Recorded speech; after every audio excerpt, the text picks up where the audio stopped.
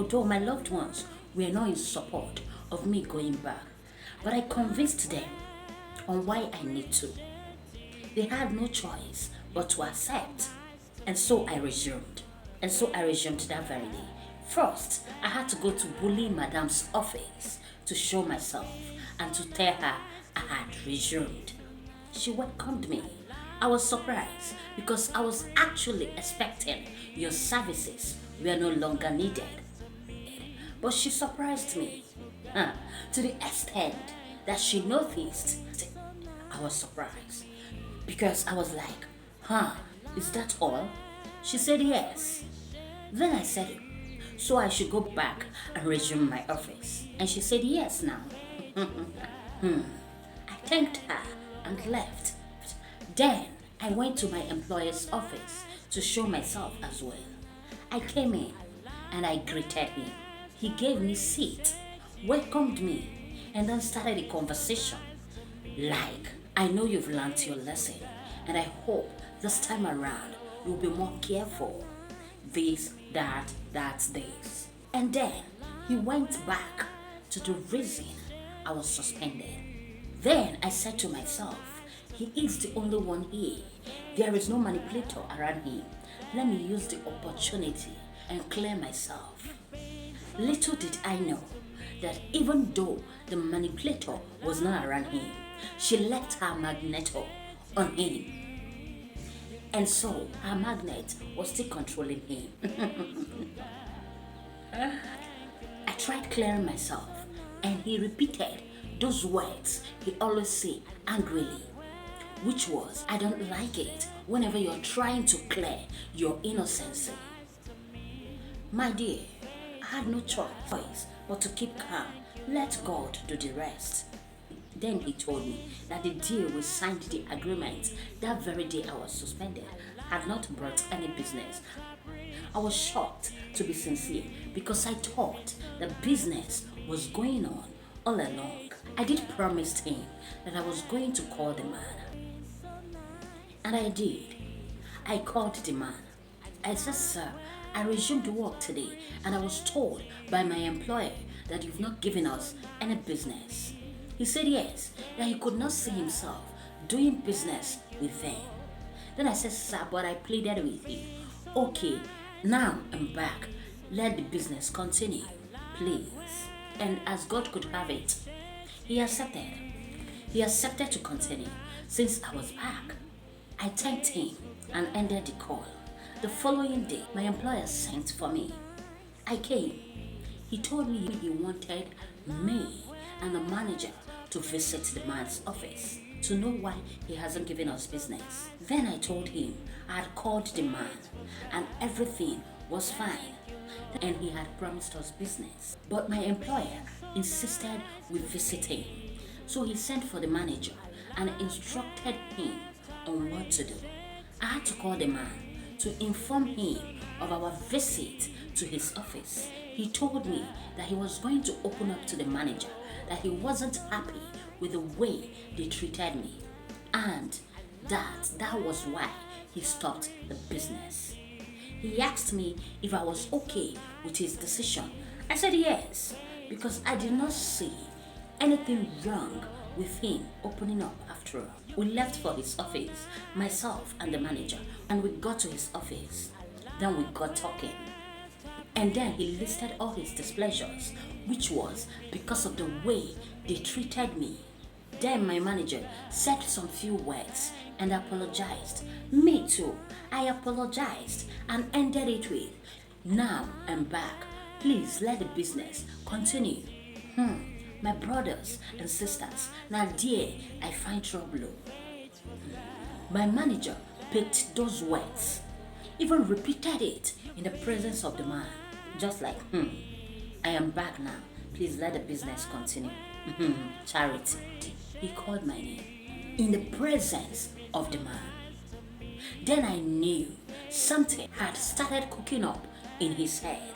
The man accepted our apology, also accepted to start up the business again.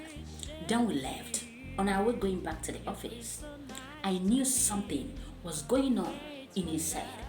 I wanted him to come out with it so I could clear myself before we get to the office. So I asked him, "Sir, please, why did you repeat what I said earlier to the man?" He then came out with it. I wasn't drunk after all. That I was actually the person that asked the man to stop doing business with the company. That my statement sold me out and explained it all. I wasn't drunk after all. How come the man knew I was suspended? It was a very heated argument between the two of us in that car while going back to the office. I had to lie. I lied it was the man that called to inquire something from me, and then he found out I was no more with the company. I want you people to remember that I was actually the one that called the man, but for a job. But I lied it was the man that called me, at least to save my head, because I've seen that at that moment, the people I was dealing with were out for me to destroy me.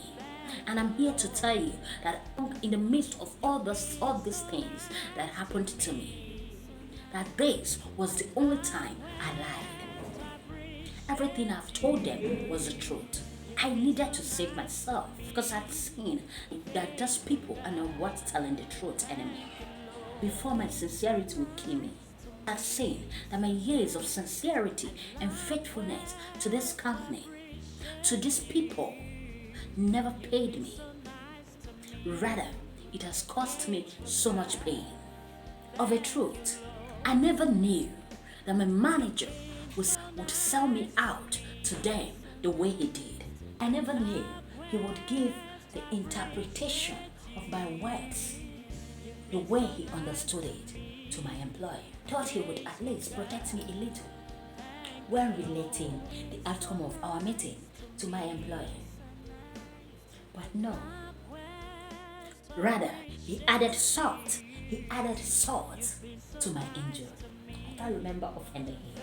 You know, this my manager was one out of the people that surprised me during this my travel. The way they turned against me. You know, a time came that he started discriminating me, disassociating himself from me, like treating me as if I was a leper, treating me as if I had a dangerous contagious disease, you know. And then after a while, I was called into the office of my employer, the owner of the company, the mini court of accusation, humiliation, embarrassment, disgrace, belittling, gaslighting, name it. I was called into that court and I was done all of this I mentioned. The three of them sitting down while I stood, and questions were being thrown at me right, left, and center. And my manager affirming what he told them about me in my presence. All that he told them about me in my presence. I was being discussed by them in my presence as if I was not there. And then I was also accused of stopping all those businesses that were at the verge of coming into the company through me, because it was as if all of them were just kept on a hold, giving me one flimsy excuses or the other. Even me too, I was surprised at the way they all stopped. But I was accused of stopping them because of the way they treated me. But I never did. Before God and man, I never did. I guess nature did. Because you can't be maltreating someone that has done nothing to you. But I sincerely worked for you. And you expect nature to bless you through that same person while you maltreat him or her. It's not possible. I never said a word of what I was passing through to those my supposed to be clients, not to talk of stopping the business. Even up to today, some of them don't even know I had left the company. So I guess nature actually did. Nature actually stopped those businesses that was to come to the company through me. I mean, you can't eat your cake and have it. was not possible. So after I was accused by my employer, the manager, and the bully madam of stopping the businesses, I went haywire. I started visiting all those my supposed to be clients. I started begging them. This time around, I was begging. I told them I could lose my job if they don't approve those businesses for my company to do them, that I had been accused by my employer and co of stopping the businesses. That please, they should help me. I was literally begging, and they were giving me excuses upon excuses. Either that the madam that will sign the document, the SLA, traveled, or this one will tell me that they are still observing something. While the other one will tell me they are yet to conclude on something. Just one excuse or the other. Thus we are a company that were at the verge of giving us business, before all those brouhaha with my company started. So it was obvious something wasn't right. But it wasn't from me. It was actually from the great nature. So I kept pushing and pushing because it was a safe, it became a routine. That whenever my employer sees me, he would always ask me, what about the clients? What they've said? And what is keeping them from coming on board? It was a safe. My employer uses those questions to torment my life. Because whenever he throws those questions to me, my happiness, my joy, automatically disappears. My mood will change.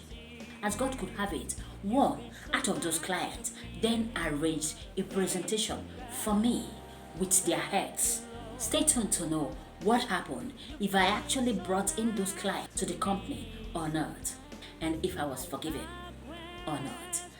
DM me if you want your own story to be told, either as an employer or an employee. Your story could be an encouragement to someone passing through same. Subscribe, comment, share, hit the like button if you got value out of this. Love you. Let love lead. Love is the greatest. Bye for now.